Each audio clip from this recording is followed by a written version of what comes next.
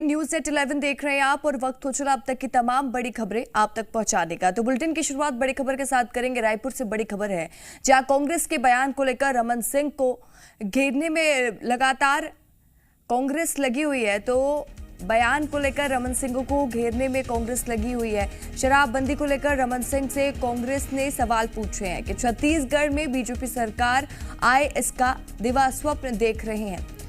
अब वादा कैसे कर रहे हैं जब सरकार में रहते हुए नहीं किया। विपक्ष में रहकर शराबबंदी की बात क्यों कर रहे हैं।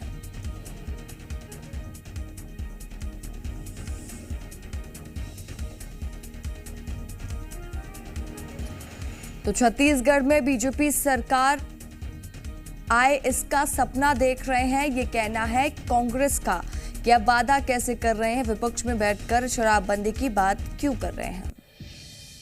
देखिए, डॉक्टर रमन सिंह जी ने कल एक बार फिर से जनता को भरमाने के लिए शराबबंदी की बातें कही, ट्वीट किया, भाषण दिया।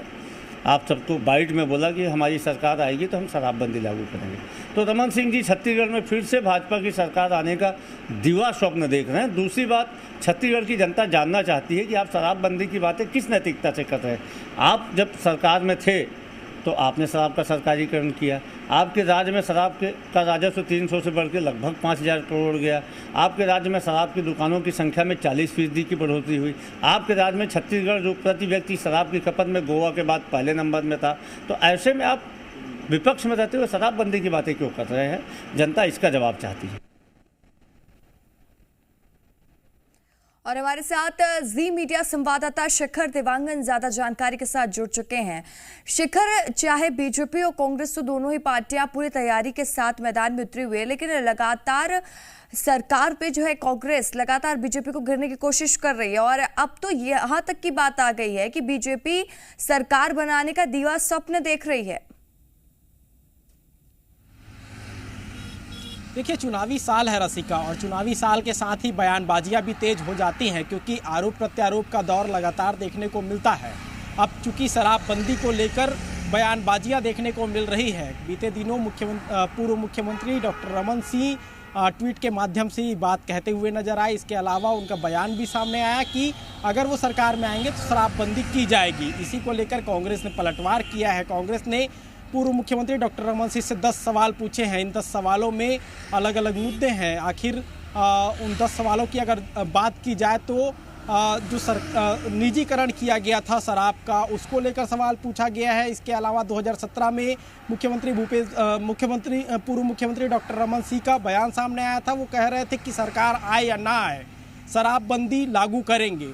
उसके बाद भी शराबबंदी नहीं हुई थी। ऐसे ही और मुद्दे हैं जिसे लेकर लगातार सवाल पूछे जा रहे हैं, और इसी को लेकर 10 सवाल कांग्रेस कर रही है, पूछ रही है कि आखिर विपक्ष में रहकर अब घोषणाएं क्यों कर रहे हैं। जब सरकार में थे उस समय उनका बयान भी आया था, वो साफ तौर पे कह रहे थे कि शराबबंदी करेंगे, लेकिन उस वक्त शराबबंदी नहीं की गई थी। उसमें दिलचस्प जो सवाल है, उसमें एक सवाल ये भी है कि उस समय कैबिनेट की बैठक हुई थी, और उस कैबिनेट की बैठक में जो मंत्री रहे हैं प्रेम प्रकाश पांडे, उन्होंने कहा था कि शराब का जो पैसा आएगा वो पैसा किसके पास जाएगा। इस बात का भी जिक्र उस सवाल में किया गया है। इसके साथ ही अधिकारी की नियुक्ति को लेकर भी सवाल किया गया है। कैसे अधिकारी की 9 साल तक संविदा नियुक्ति आखिर क्यों की गई है, आखिर किसको लाभ पहुंचाने की कोशिश की गई है। इन तमाम तरह के 10 सवाल जो हैं वो कांग्रेस पूछ रही है। शराबबंदी का मुद्दा है और चुनावी साल है। चुनावी साल में जाहिर सी बात है कि अलग अलग तरीकों से सरकार को घेरने की कोशिश की जाती रही है। और जिस तरह से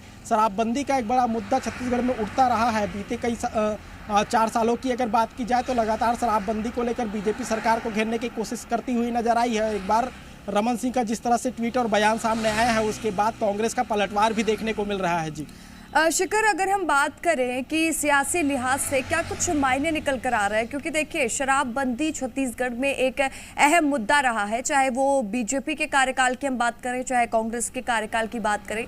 लेकिन कुछ दिन पहले एक बयान भी कांग्रेस की तरफ से आया था कि छत्तीसगढ़ में बहुत मुश्किल हो जाता है शराबबंदी करना, क्योंकि लोग कई बार थिनर पी लेते हैं या फिर कुछ ऐसी नकली शराब पी लेते हैं जिससे उनकी तबीयत बिगड़ जाती है। कई लोगों की मौत भी हुई है। इससे लगातार शराबबंदी पर सियासत छत्तीसगढ़ में देखने को मिली है। तो चुनावी लिहाज से अगर हम बात करें तो जो बयानबाजी हो रही है उसका कितना असर देखने को आप वहां देख पा रहे हैं? देखिए, चुनावी साल है और उस लिहाज से बयानबाजियों पर अगर गौर किया जाए तो चुनाव में अलग अलग तरीकों से जनता को लुभाने की कोशिश जो है की जाती रही है। हर राजनीतिक पार्टी अपने तरीके से जनता के बीच जाती है और जिस तरह के मुद्दे होते हैं, आम जनता से जुड़े हुए मुद्दे होते हैं, और चूँकि शराबबंदी का मुद्दा लगातार उठता रहा है, बीजेपी लगातार सरकार को घेरने की कोशिश करती हुई नजर आई है। क्योंकि जिस तरह से बयानबाजियां निकलकर सामने आती थी, क्योंकि कांग्रेस जब सरकार में नहीं थी उस समय भी ये बयानबाजियां निकलकर सामने आई थी। कांग्रेस ने अपने घोषणा पत्र में शराबबंदी की बात कही थी। हालांकि उसके बाद मुख्यमंत्री भूपेश बघेल का बयान भी सामने आया था। वो साफ तौर पे कह रहे थे कि हम स्थितियां देख रहे हैं। लॉकडाउन का जो वक्त था उस समय भी हमने स्थितियां देखी हैं जब ठीक है शिखर, मैं आपके पास लौटूंगी। हमारे साथ बीजेपी से के.एस. चौहान जुड़ चुके हैं, उनका इस पर क्या कुछ रिएक्शन है वो जान लेते हैं।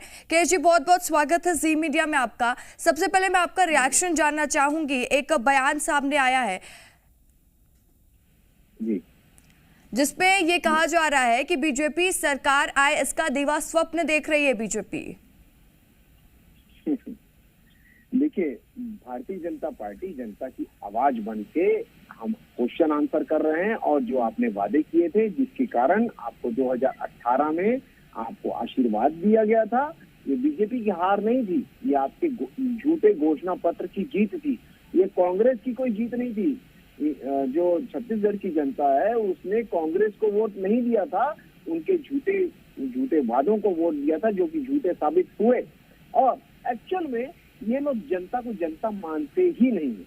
ये कोई भी वादा कर लीजिए उसके बाद सरेआम मुकर जाइए। अब एक मुख्यमंत्री ने ये बोला कि मैं मरते हुए नहीं देख सकता। अरे तो जब शराब पी के, जब कच्ची शराब पी के लोग मर रहे हैं तो आप मरते हुए नहीं देख सकते हैं? आप ये बताइए मुझे। और आपने जब वादा किया उसमें 40 लाख लोग आज की डेट में शराब का सेवन करते हैं, तो 40 लाख परिवार ने आपको, वहाँ की महिलाओं ने आपको आशीर्वाद दिया कि हमारे घर से कम कलह खत्म हो जाएगा। सबसे बड़ी बात यह है कि अपराध जो इतने बढ़ रहे हैं, जो इतने तस्करियां बढ़ रही हैं, वो सिर्फ उसका केंद्र कौन सा है? वो शराब है। तो अब जाके ये खुलासा हुआ कि आपने 2000 करोड़ का जो घपला किया है उसके कारण आप शराबबंदी नहीं कर रहे हैं, क्योंकि 6000 करोड़ रुपए का जो अभी आय होती है, ये 6000 करोड़ कहाँ से आता है? 6000 करोड़ रुपए गरीब जनता से उगाई की जाती है। और 2000 करोड़ जो सबको मालूम है कि 2-2 काउंटर रखे जाते थे हर दुकान में, और 2-2 काउंटर करके ये 2000 करोड़ रुपए का मामला जो आया गया। और उसके बाद लोगों की जान के साथ खिलवाड़ किया गया, कच्ची शराब दी गई बिना टैग लगे। के.एस. जी, लेकिन देखिए लगातार कांग्रेस इस बात को भी तो कह रही कि शराबबंदी की बात आप कैसे कर सकते हैं? 15 साल आप भी शासन करे, आपने शराबबंदी क्यों नहीं की? कांग्रेस इसको लेकर भी तो सवाल खड़े कर रही है। मोहतरमा, हमने इस नाम से वोट नहीं मांगा था। मोहतरमा, हमने जो घनत्व इलाके थे वहाँ पे हमने शराब की दुकानों को बाहर किया था, और आपने वहाँ से अंदर किया। 120 दुकानें आपने अपने कार्यकाल में खोली है, ये मत भूलिए। और आपने घोषणा पत्र में लिखा था कि हम शराबबंदी करेंगे। गंगा जल को हाथ में रख के कसम खाई थी आपने। आपके राष्ट्रीय नेता आए थे, आप जिसको सबसे सर्वोच्च स्थान देते हैं, उनकी उपस्थिति में ये सब चीजें हुई थी। और आज छत्तीसगढ़ की जनता ये पुकारती है, आज छत्तीसगढ़ की जनता आपको ये पूछती है कि ये क्यों किया?